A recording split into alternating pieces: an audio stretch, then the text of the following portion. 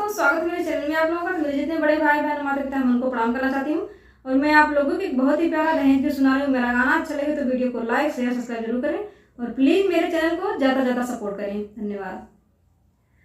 हमरे